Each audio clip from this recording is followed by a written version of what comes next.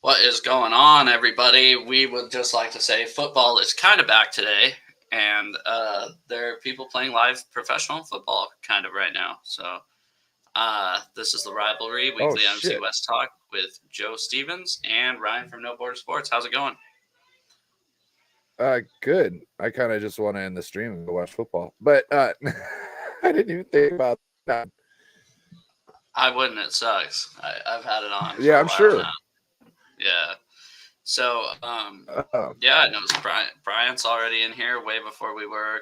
I was super late today. That was my fault as usual. So, kind of football. Yeah, yeah, it's all right.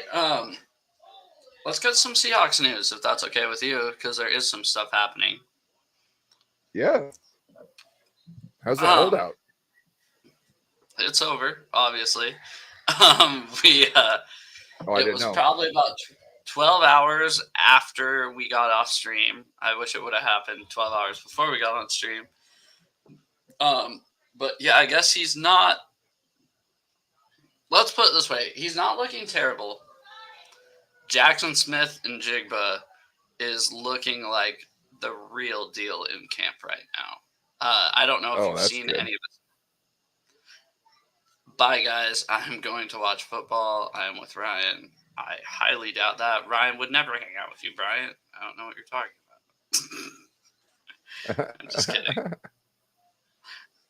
Steve-O finally got his pack, and there should have been more than just like one pack. I sent like a shitload because I sent it out way too late. I basically put a box of football cards in when I sent that shit to you guys because I took so long to ship it out.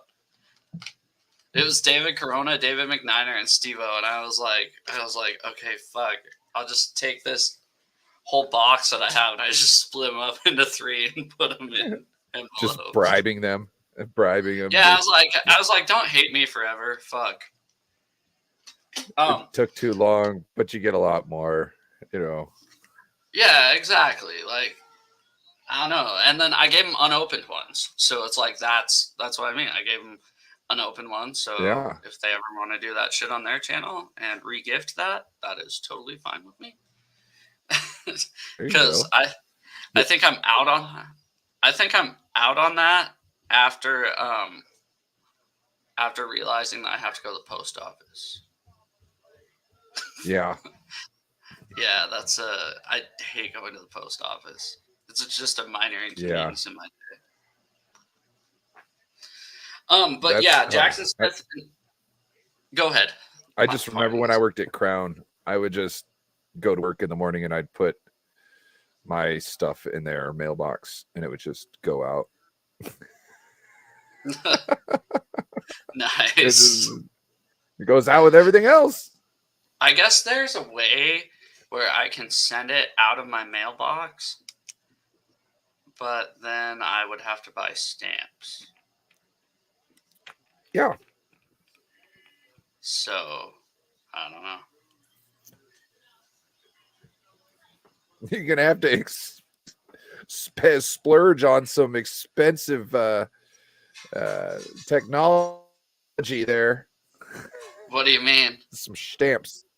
Getting stamps. Yeah, no, I'm out on stamps. Like I said, though, guys, that you got your packs, I wouldn't even thank me that you finally got them. That was all my wife doing. So did you buy a lotto ticket? I buy lottery tickets every Monday, Wednesday, and Friday. You know that. I don't think I probably remember that, but now. I told you that at the bar. And then I told you that at the bar, right. And you were like, do you play the same numbers? And I said, no. Yeah, that's right. I was like, gosh, I don't play the same numbers either. It's just, but I don't do it every week. You know what I mean? If you do it every week, then you set yourself up. But I got one. It was at 1.2, so I was like, yeah, let me get some of that 1.2 ish.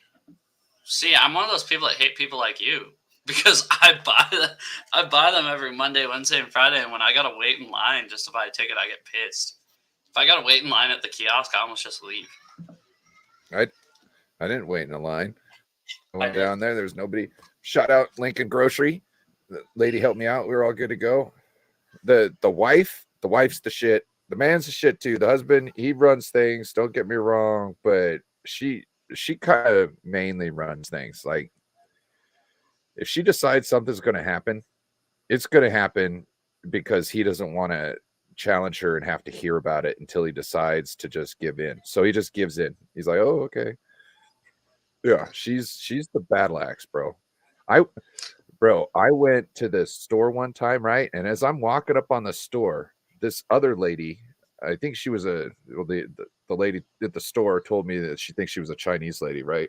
I was like, okay, I don't care what Chinese, what I don't care, right? But she pushed them out and they exchanged some words, right? And I come in, she's the store owner lady, she's like, she talked down to me. I told her to go. We don't need her $3. I was like, hell yeah, you stand up for yourself. She's trying to like, it's your store. Handle that. I think this is Steve-O talking shit to me. It says, not. What is my CC? What is canceling my CC? Credit card? I have my what? Credit card? I don't know. Yeah, I don't know. I don't know if he's taking shots. I think he missed. Whenever it's Steve-O talking, I'm assuming he's taking shots. But yeah, not just like real pointed shots. You know what I mean? No, like, exactly. Like funny shit. And that's why I like Steve-O yeah. because he actually has there's one thing about him is he actually has a sense of humor, unlike a lot of people, where you can say shit back and forth to Steve-O and he does not give a shit, right? And then when he gets you good, you'll get featured on his Twitter, and then you look like a fucking dipshit because you said something stupid on stream. Dude, Steve-O, how is Twitter going for you? How many times have you found yourself in jail? Twitter jail? You got put in Twitter jail? No, I'm not saying he has. I'm expecting that he has. You know what I mean? Just from people getting pissed at him, being like, "Oh, right. Fuck this guy, I'm out of here." It's all. Oh, he canceled the credit card instead of unsubscribing. Oh well, yeah, it's true. Smart way to go. Yeah. Just change your card number. There's actually an online service that does that. Yeah, there's a walk-in service that does that. It's just called BECU, and you tell them you lose your card. No, there's an online service. Essentially, you link your bank account to it, and then let's say you want to buy something online, and you don't know. You never shopped at this website before. It might be a little sketch, so you just create a credit card right there online, load it with as much money as you want, and then you use it. And then so if somebody comes back to try and charge more money to it or do something later on, there's no money in it. They can't get shit out of it. You know what I mean? And now it's a sketchy place because now that card is being tried to be accessed for more money. Well, that's pretty tight. Or you can just go and cancel your debit card and get the number changed. But anyways, if we can get back to football for just 1 second here, I'd like to tell you about Jackson Smith-Njigba. He is looking like the fucking real deal, and I think. What? Go ahead, laugh. Go ahead and laugh at me. I'm not. You're so giddy about it. I'm happy for you. I am. I think he's going to be a real threat. I think in 2 years, I think Lockett's going to be done. He'll be the next Lockett, but better. I'm really thinking the ceiling for this guy, he's built about the same way as Devontae Adams. And that's kind of what I think we're getting. I really do. And Okay. yeah, and then to get to Steve-O's point, he said, don't you have 2 running backs hurt? So no, not anymore. Kenneth Walker's still week to week. Charbonnet returned to practice today. So that's huge fucking news for the Seahawks, because that was going to be, there are people already, should they trade for Jonathan Taylor? Should they go out and try to sign Dalvin Cook? Should they try to sign Ezekiel Elliott? I don't think so. I think they're saying with Walker's groin, he's day to day. And then Charbonnet came back. They were nervous about his shoulder. They think something might have got broke or whatever, but he's not. He's fine. He's back to almost full participation in practice today.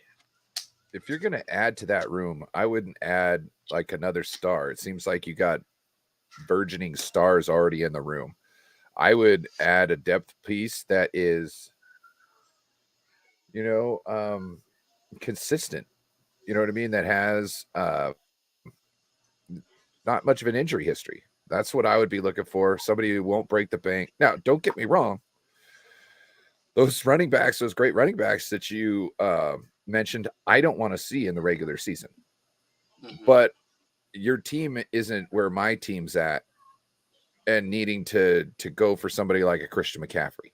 You know what I mean? You could do that next year and you might get a lot further, I think. You know what I mean? As far as playoffs and, that could be the thing that tips you over the edge. But right now, I wouldn't be doing that. I'd save my money, find a guy who could be a back when you need him and won't get hurt. Well, I think Walker was great. Walker was great last year. I mean, he didn't really get hurt last year. And I think Charbonnet is going to surprise a lot of people, the guy that just came back from the shoulder injury. Yeah, I think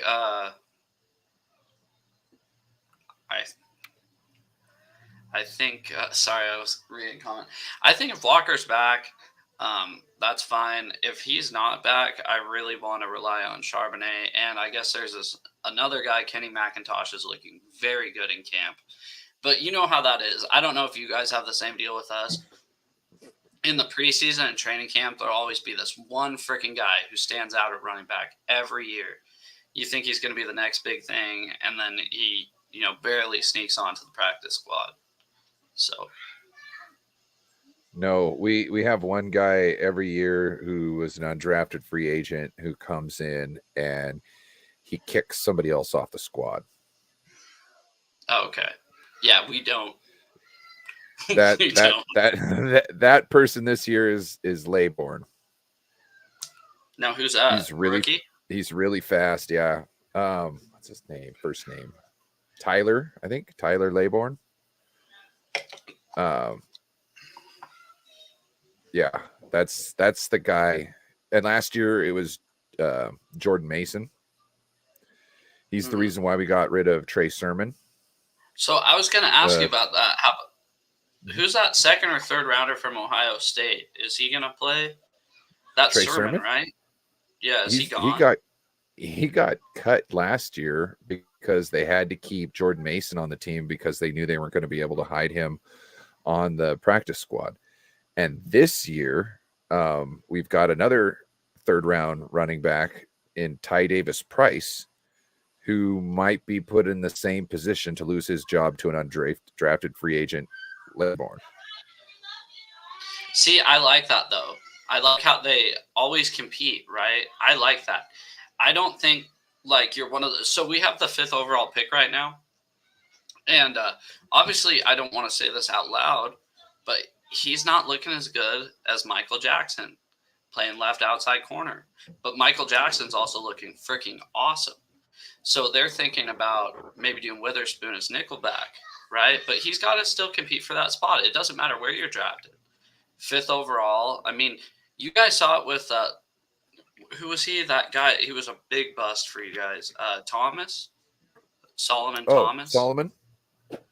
Yeah, didn't Buckner beat him out, right? Or is that he was another first round pick, right, or something? Buckner was here before Solomon Thomas, if I remember correctly.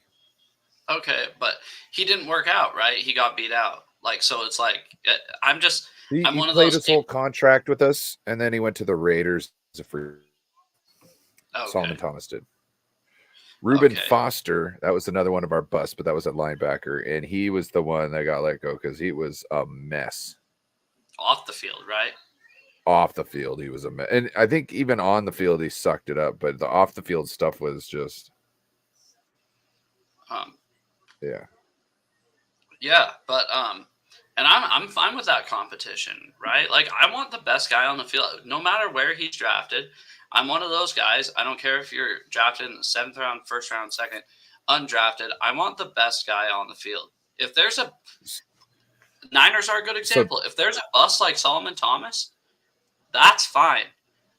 But you better have somebody to replace that guy if he's a bust, if that makes sense. So this year we drafted 2 tight ends. The tight end that we took in the 3rd round, Cameron Latu, he's not doing as well, essentially, it seems, as our 7th round pick tight end, Braden Willis, the one I was really excited for. It seems like out of all the tight ends, he's the most targeted. It seems like all the quarterbacks really trust him to catch the ball and to be, do what it needs to be. He's a smaller tight end. He's got some good wiggle at the top of the route. You know what I mean? He's gonna be deadly. A lot of people are saying he's gonna be the next Juszczyk. So he'll probably stay on team as a tight end until Juszczyk leaves, and then he'll just be rotated. And like a special teamer as well, probably, right? Somebody. What's up? Because that's our things. If guys aren't ready, like even if they are, Sherman played special teams. Earl played special teams. Cam Chancellor played special teams. Bobby Wagner, KJ Wright, they all played special teams until they got their opportunity. And I'm fine with that. And honestly, even Troy after Polamalu always played special teams. Ed Reed played special teams. Yeah, so Earl and Cam always were on punt team. They were always on punt team. Yeah. So but yeah, and I'm fine with that. If there's a guy that can shine on special teams for you and also be developed to be the next Kyle Juszczyk, fuck, that's a win-win situation right there, right? Not just that, he can be a tight end because he can block. He can block, maybe not as good as like a lot of other people, but any rookie wide receiver coming out of the league right now isn't going to be able to block as well as him. You know what I mean? I'm going to already go out there and say that. Yeah. I'd like to answer this question by Steve-O. I like his name's Dave Vines a lot. He does the Seahawks Forever podcast. I like him a lot. There's not a lot of them, believe it or not, like you guys. There's about 1,000. There's about 1,000 49ers podcasters. There's like 5. Yes, there are of us. Yeah, we did draft a running back in the draft, and I wasn't mad about it. Some people are pissed we spent a 2nd round pick on a running back, but if he works out, I'd love to have a 2-headed monster back there. I don't care, right, where he's drafted. How many years have you had question in your running in your backfield who was going to be there through either at the start of the season? I'd like to say since Marshawn left, but Chris Carson was solid for about 2 years. So yes, 2019. But your running back situation is like as lingering as my quarterback situation. Yeah, exactly. So to me, anybody tripping about the 2nd round pick on a running back, they're trying to solve their problem. Don't get mad at them for that. You know what I mean? They're taking stabs at it. They understand it's an issue. Like, give them a chance to go through their stuff. You got to have it's. How can you point at all the players that you have and have had in the past under this regime and go, yeah, look how good we are. You know what I mean? And then go running back, second round. Why is that? Because you need running back, because that was a guy that they thought was good in that spot. You need to, just like they thought Sherm was good, just like they thought Earl was good, just like they thought Russell was good. You need to just trust them. And it's like, look at Walker right now. Walker has a groin injury. He's week to week. He's not practicing, right? And now people that were bashing picking Zach Charbonnet in the second round are like, oh boy, I hope Charbonnet's back. I hope Charbonnet's shoulder's fine. And his shoulder is fine. But that's the same what round people did that you were get Walker in? Second round last year. He was totally worth it. So yeah, exactly. You guys use your second round picks on running backs? But then it's like, people go, do we usually? Is that what you just asked? Because you said Charbonnet was the second round. Ken Walker, second round. You got another one this year? Last 3 years.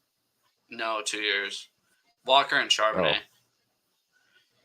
Before that, I believe it was Eskridge in the second round. Yeah. And then... Or maybe I don't even know that name. Yeah, you will. You will. I guess he's looking really good.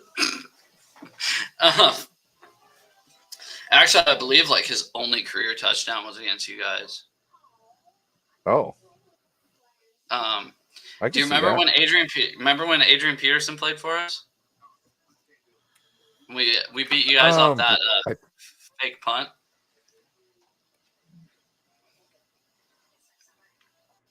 I don't. Yes, I can hear you. I don't remember that. Okay. I don't know.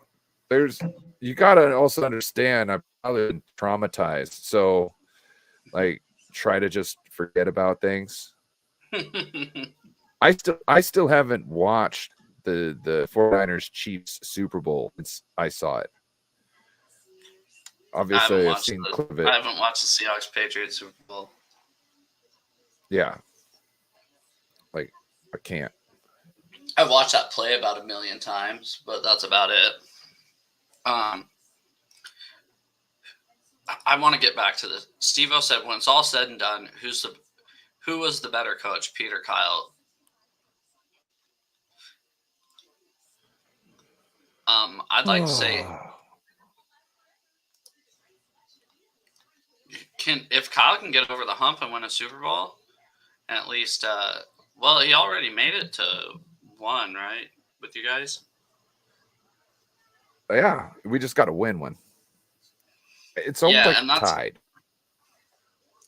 Yeah, because you got this Super Bowl win, but like Kyle got the most sought after offense in the league. His coaching is like on. Everybody is looking to get somebody who comes from our circle. So I don't know. I would. And he's had a lot of success against the 49ers. You know, Pete has. Mm-hmm. It's just he's had success over a long period of time, which I'll give him that. But it seems like, I don't know. Another problem is too. I give Pete the lead, but still, it's pretty close, I would say. When you say better coach, when it's all said and done, if Kyle doesn't win at least 2 more Super Bowls, or 2 Super Bowls to begin with, I think Pete would have to go down as the better coach, just because he took USC to 3 national championships in a row. He won 2 of them in a row and then lost a third. So there's also that. Pete, I mean, he turned USC around like he turned the Seahawks around. I mean, I believe Pete can teach and coach a lot of players in a lot of different positions. I don't think Kyle will do that. So yeah, when you say like pure coach, I think Pete is a better pure coach. When it comes to play caller, though, when it comes to the scheme and the play calling, Kyle is in a league of his own right now. It's crazy. Yeah. But I mean, Like so many times when play stalls, it's usually like a bad pass. You know what I mean? When you really need it, usually the guy's always open because Kyle schemed him open. You know what I mean? Like it's like he's got plays that he doesn't run, so you know what I mean? So he kills you with all these fancy plays that are just regular plays. There's a lot going on, you know what I mean? But it's a regular play on steroids. And then he's got the fancy plays, which are just made to make defenses go, I don't want to be here right now. You know what I mean? Because it's too much thinking. It's too much thinking. And by the time they figure it out, they're late. You know, yeah, which is well, why his offense is like that. a lot of smoke screens I've noticed, like playing you guys throughout the years since Kyle's been there. And it's like you're watching them, right? And there'll be a million different things going on before the play, right? And then during the play, you'll have like a tackle pulling, and it's like a 21 dive. You know, like it'll just be a halfback dive, and this play will look so intricate, right? That's what it seems like watching you guys from afar. Obviously, I don't watch all your games. I'd like to say I watch 2 a year, but realistically, I watch like 4 or 5 of you guys. Have you seen the pass plays that look like the run play where they'll pull people across the line and pull other people across the line, and it'll look like you're doing like a trap play, but and that gets in the head. A pass. Yeah, and it gets in people's heads. And you're like, what the fuck are they doing? I swear, one time I watched the right tackle and the right guard move over to the left side, and the left tackle and left guard move over to the right side as the quarterback steps up into the pocket and makes a throw. And I'm like, what is going on here? And the defense isn't going to rush in. Could have creamed them, but they're not going to rush in because it looks like a run play that they just done. So they're like, exactly. Stay here in our gap. Don't get upfield. And it just buys the quarterback a time to survey the field until people figure out what's happening.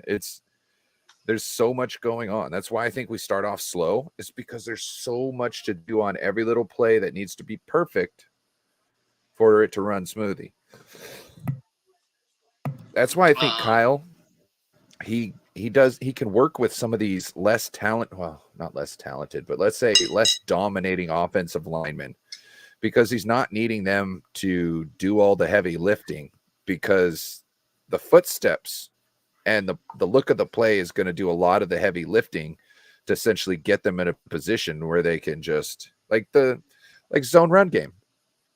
You don't have to be a monster to be good in the zone run game. You just have to be smart, athletic enough to get to where you need to be and figure out how to wall somebody off. That's all you have to do.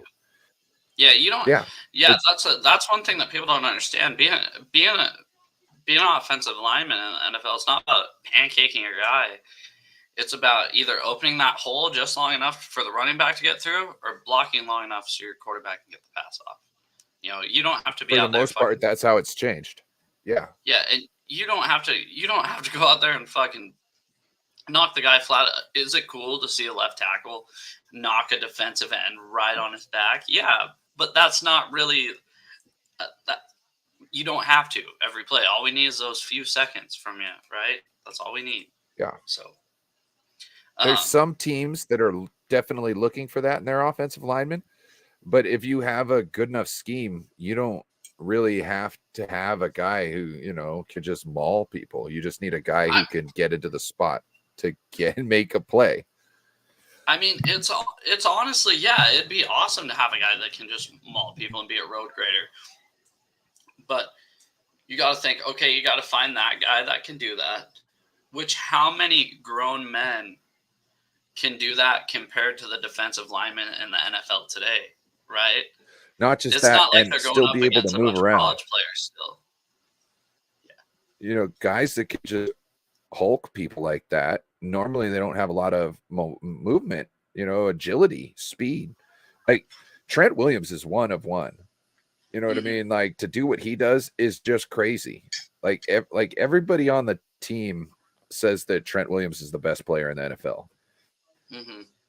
And I'm not saying that's true, but I would say he's close / tied. You know what I mean? Because he's a beast, bro. Mm-hmm. I don't want that man mad at me. I didn't know. I don't want that man mad at me. Except he'll punch people in the face and he'll keep his helmet on. I mean, that kind of irritates me, but that's fine. He didn't even really like punch him hard though. No. Trent Williams could have laid Sherman out, and he just gave him a quick jab. Yeah. Except I think Sherman could run faster scared than Trent Williams could pissed. So, yes. Jack Coletto. Yes, that's true. That's the 7th rounder you're talking about, right? No. Braden Willis is the 7th round I'm talking. Jack Coletto is the undrafted free agent who can play everything. Quarterback, fullback, linebacker. I'm sure at some point he did some kicking. The reason why Bryant's got a hard on for him so much. I'm sure he's punted the ball or done a point after kick. Yeah. No, he was the holder during college. Yep, he's undrafted. Hey, look, that's a guy I want on the team. Yeah. Be a backup holder. Hell yeah, Jack. You could be a backup fullback, backup linebacker, backup holder. You do all that. Yeah, bro. I'm down. Jack is the ultimate depth piece, is what you're saying. Look, we got David McNiner in the house. Shout out to Dave Oh, speaking of which, David got his own channel up and running now finally. So everybody needs to go and check that out. Yes, for real. David McNiner. Hardly wears sleeves.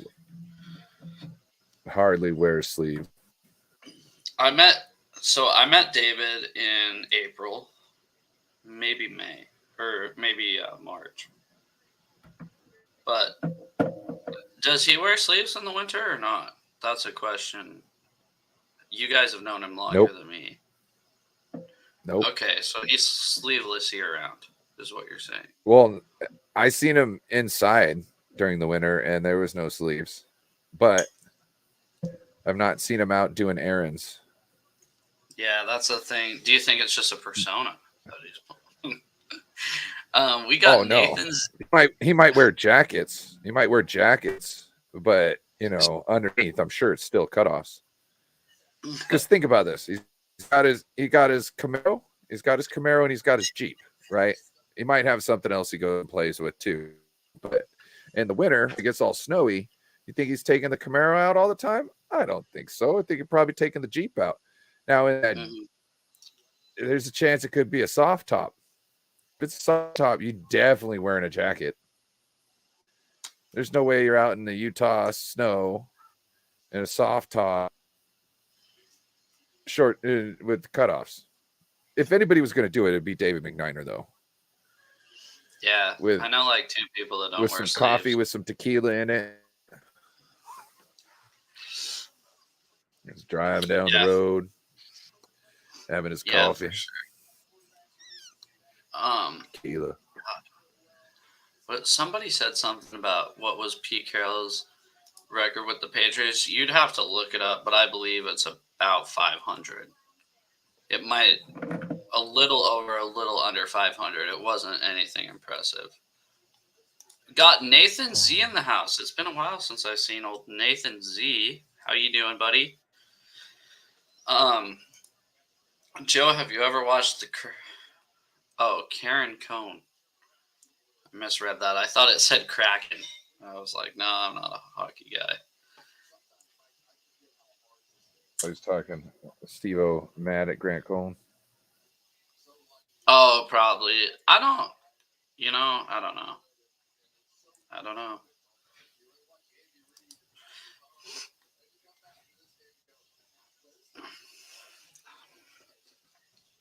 I did want to ask you about something.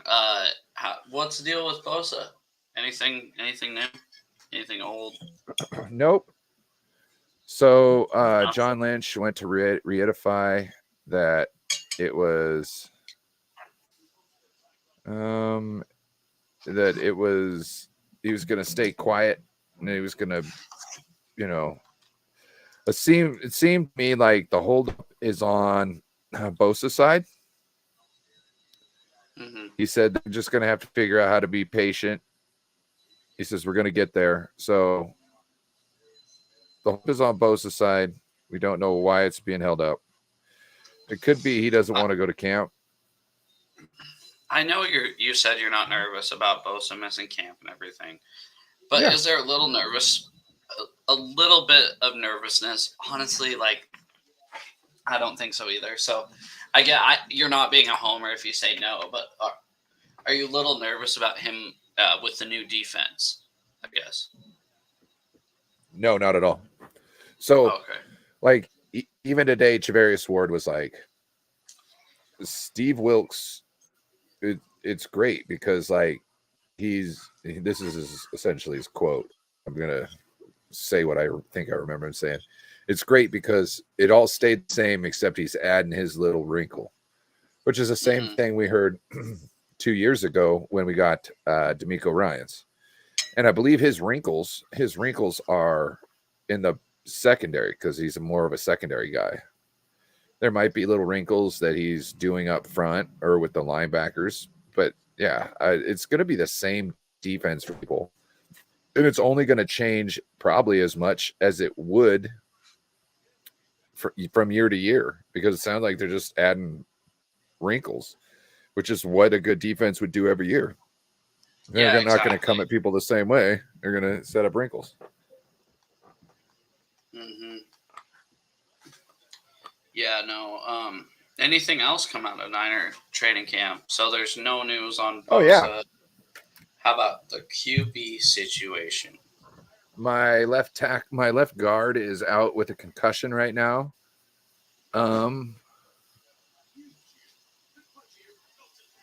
We got some people injured.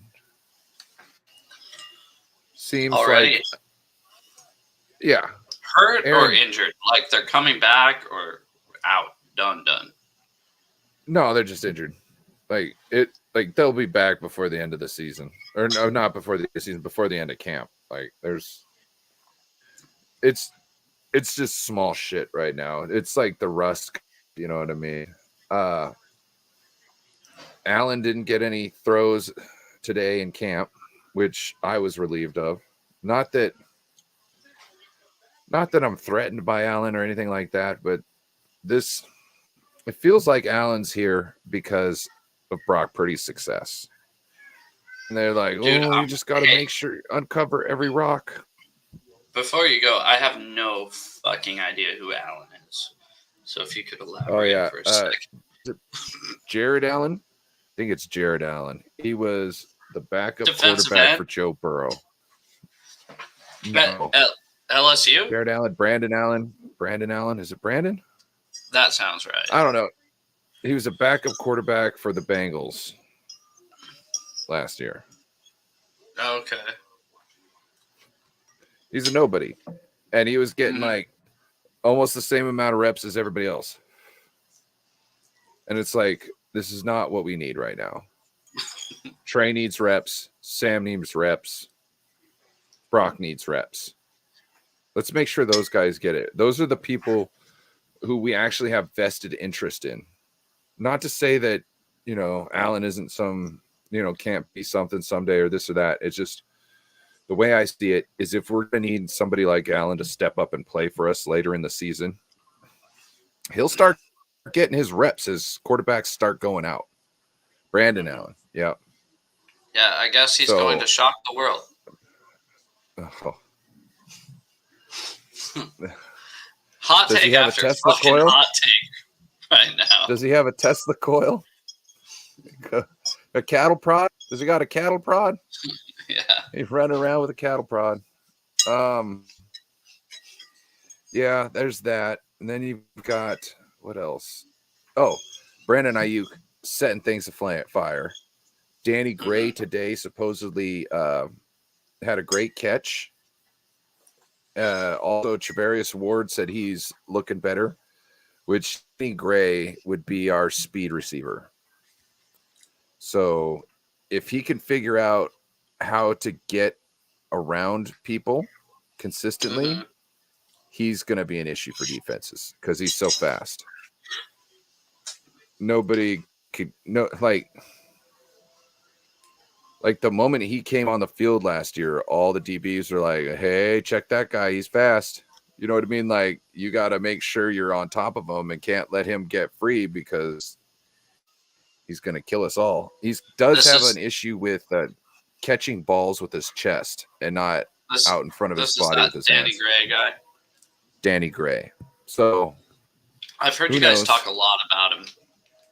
We also had an undrafted free agent in the secondary. I can't remember his name right now.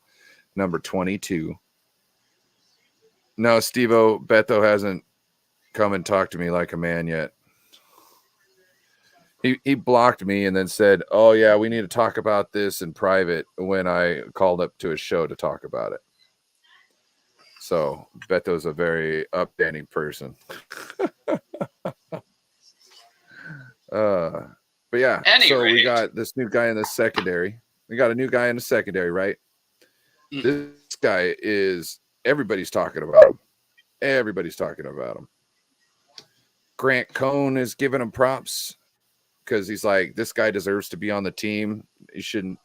They should try and sneak him onto the team. It's just not, essentially, I thought he did it because it's just not respectful for them to get away with sneaking this guy on the team. I think he might have been doing that to sabotage Ambry Thomas's chances of making the team, which it sounds like. Deshaun Jameson, does that sound right? Yeah. Yes, it does. Okay. So that guy is like all over the place. Plus, we got Quantrez Knight and we got Samuel Womack. These are our secondary. How to put this? We could have one of the best secondaries next year as far as depth goes without having real big name people there. Not only just because of the scheme and Steve Wilkes and how he brings it, but we got a lot of low-key people who aren't necessarily high draft picks who play their asses off, know what they're supposed to do in the system, and execute well. And we added more versatile vets, and it looks like talented rookies this year. So, because you got Jair Brown. Jair Brown looks like he's going to be starting week 1. I don't know. There's definitely going to be packages where he's coming in, because that guy is just killing it in camp. Everybody talks about him too, just like they're talking about Jameson. So we got guys. And that's a thing with our secondary too. I might have told you this last week, or I might have told you this today. I'm not sure. But it seems like if Tariq goes down, we got Kobe Bryant. If Mike Jackson goes down, we got Devin Witherspoon. If Devin Witherspoon goes down, we have Artie Burns. It seems like it just goes on and on. If Jamal Adams goes down, which he probably will be if history tells us anything, we just got Julian Love, right? It just seems like it's not only the top end talent we have, is depth at defensive back is another thing that really impresses me. And even depth, I guess you would say even at the linebacker position, because we do have Devin Bush, we have Bobby back, obviously, we have Jordan Brooks coming back, and we just signed Ben Burke-Irvin. So, did you just comment? Who's your favorite? Yeah, I want the chat to let me know who's their favorite rookie so far. Yeah, Seahawks or 49ers. I know we got a shitload of Seahawks fans in the chat right now. So, yeah. Mostly Now I'm gonna have Seahawks. to go. Now I'm gonna have to go check out clips of it in Jigba. But you need to. I mean, he looks fucking phenomenal. I mean, to the point where, like, I don't get too high on rookies, like, especially training camp, shit happens, right? But it's just, you see it day in and day out. And it's not like you just see it against some, third string cornerback. You're seeing it against Michael Jackson. You're seeing it against Kobe Bryant. You're seeing it against Devin Witherspoon. And honestly, Devin Witherspoon looks really freaking good in training camp for a rookie. But the problem is, I retract that a little bit. I wouldn't say Devin Witherspoon looks really freaking good. I'd say he looks good. He looks as expected for a 5th overall pick rookie. Like, he's making the plays he should. He's fitting in just right with a professional football team. Like, it seems like there's no difference. That Jackson Smith and Jigba looks like he's light years ahead of DK Metcalf and Tyler Lockett right now. So, wide receiver, UCLA. Oh, Jake Bobo again? Yep, he's plotting on picking him up. Okay, cool. Oh, See? Nathan Z saying Jair. But if you right here, Steve-O, I think Steve-O's got a good idea here. Bound he will be replacing nickel with 3 safeties. And that's our thing too. So we have Julian Love in there. So if we have a healthy Quandre Diggs, a healthy Jamal Adams, and a healthy Julian Love, we have 3 top-tier starting caliber NFL safeties. And then if we have Tariq Woolen, Devin Witherspoon, Michael Jackson, and Kobe Bryant, that's 4 starting caliber, like top-tier NFL cornerbacks. So it's like, how do we fit all 7 of those guys on the field? You just can't, right? So with Jair Brown, Talanoa Hufanga, and Gibson, they're all like ball hawks. Like, Jair Brown will play soft just so you throw his way, and then he strikes. It just attacks the ball, not the receiver, but the ball. So he's deadly. And if he's playing in the slot, that might be nasty, essentially. Like, if he's, covering the receiver, because a lot of people like to get around some things with their slot receiver as far as, getting a first down on 3rd down and whatnot. And if he's smart enough to know what's about to go down and beat the receiver to the spot, that could be some crushing chains of possessions. You know what I mean? Yeah. Not only can he break the pass up, make you have to kick the ball, but if he's breaking right, he might intercept it, which is killer for the morale and great for our morale. Exactly. I don't know if you noticed this, but at least I have, especially when you got a really good defense. It could be 3rd and 10, and the quarterback can just draw back and throw it like 25 yards, right? Just kind of not quite a Hail Mary, but a medium range play, a deep play, right? If you pick that off, that feels so much better than making them punt. And I mean, even if it's the same field position, right? There's something about picking a ball off, getting a fumble recovery, even if it is on 3rd down, right? Where a guy could have just swatted it down. It just feels different. It feels better, right? So our team has like what would you call it? That in some games you got like a bar that, when you do so many things right, the bar fills up and you could do a special move or something like that, right? Yeah. So the 49ers, they kind of, when like the defense, gets a turnover or they stop somebody on a crucial down or something like that, that energizes the offense to go out there. And then what they want to do is they want to match what the defense did. They were like, oh, the defense punked their offense. Well, let's punk their defense. And then the defense see them go, oh. Yeah. I think it's that's just back and forth. I think that's a thing with any good football team. I don't know. They feed off each other. They really do. When you see losing football teams, you notice you can turn the ball over on them, or they can get a pick or whatever, and they're a losing football team. So you're like, oh, fuck, who cares, right? Their offense is coming out. They haven't done shit all day. But when you're a good football team and you guys are tight, and it seems like the team's tight and playing well together, it seems like, it does energize. It energizes everybody. So it's not every team, though. It's not every team with the way I see it with the Niners. It seems like there's a couple guys that are going to make a play, and then a couple other guys are like, look at George Kittle. George Kittle is going to get you some meaty stuff, and anytime George Kittle does some grunt ass shit out there on the field, you know what I mean? It's the plumber work. The defense is just like, oh shit, he's making us look like we're soft. You know what I'm saying? We can't let these offensive guys up. You got to understand, right now there's fights. There's been and whatnot. Defense is trying to punk the offense right now. Or was until I think they knocked down Christian McCaffrey, and Christian McCaffrey got up and told Dre Greenlaw some things real quick.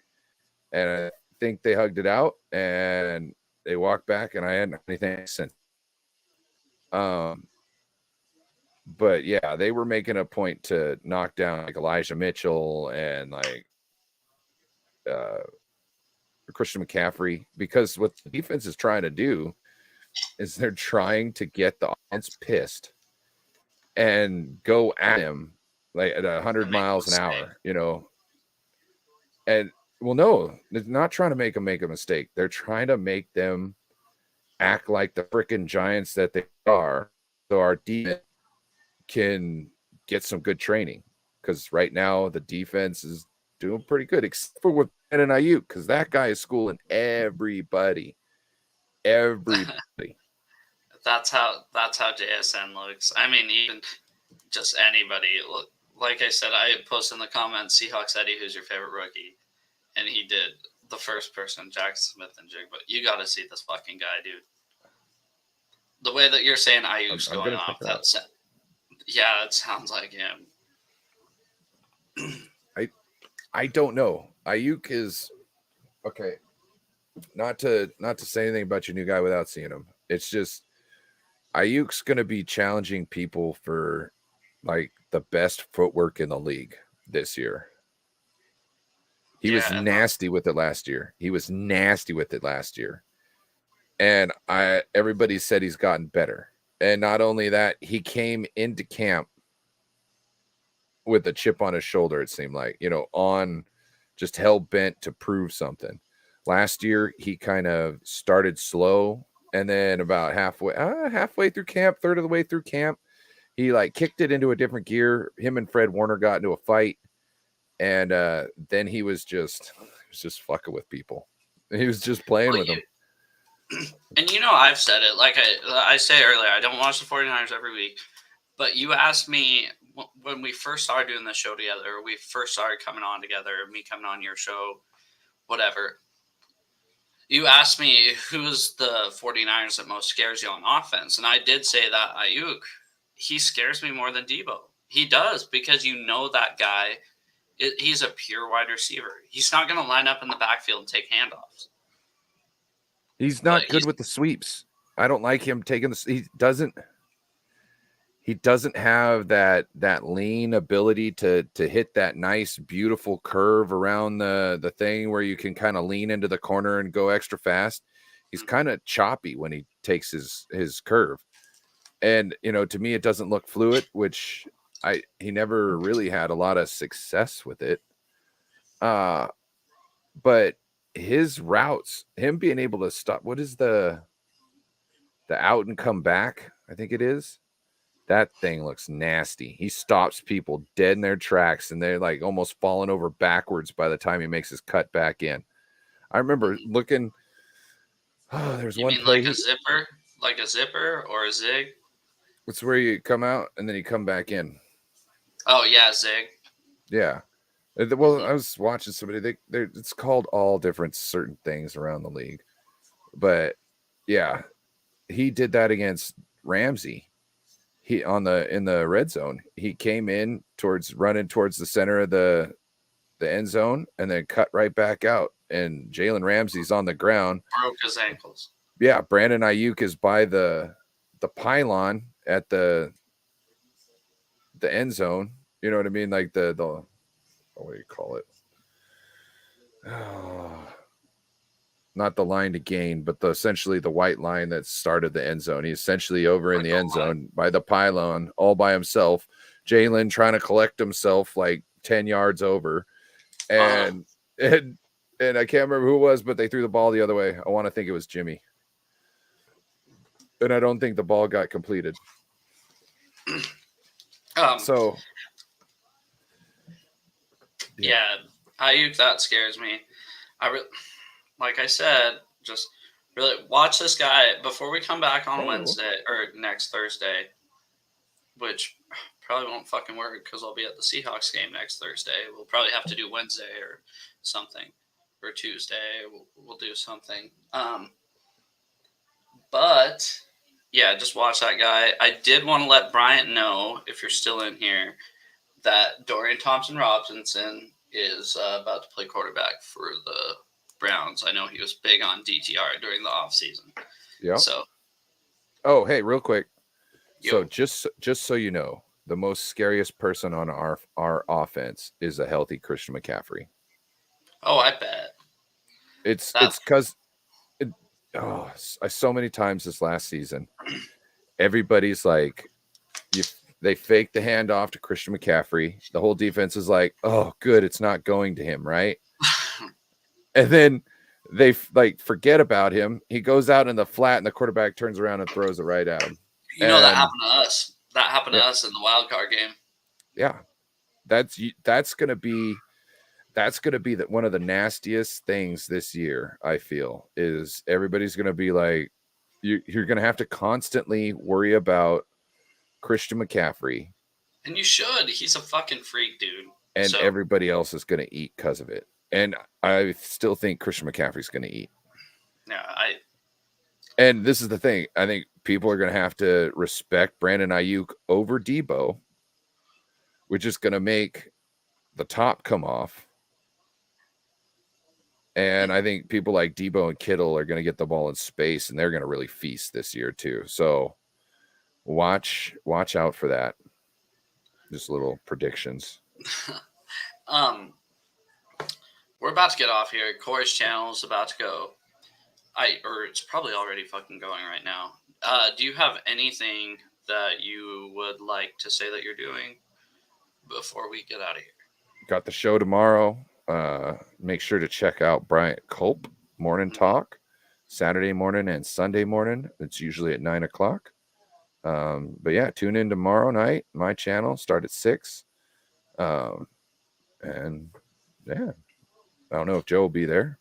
I'll be a little late. I will be there. I'll just be a little late because the Seahawks mock game is tomorrow, so I'll be there in Seattle until about 7:00. The Seahawks game tomorrow? Mock game. They do a scrimmage, like a blue-green scrimmage, or a blue-white scrimmage, whatever color the defense wears. Other than that, we got the preseason game coming up next Thursday, so we'll kind of have to work around that. We'll figure it out. We'll do a show. So, and then I will have me and Candace. I know you guys have seen her before. Oh, yeah. We'll be streaming, I believe, I could be wrong, so don't quote me on this, but I believe the 11th of August. I could totally be wrong, so don't quote me on that. But I'll have it in my YouTube, and I'll post about it and stuff. Make sure to turn the notifications on so you know when Joe and Candace go live. We will be on, the 11th. We'll be on the 11th at 6 p.m. Pacific. And then Jess texted me, and I will be on with her, not for a while, but right before the season starts. So on September 6th. So. Heck yeah. But anyways, thank you everybody for tuning in. Everybody in the comments, everybody that liked, just popped in. Thank you so much. Have a good night. Peace.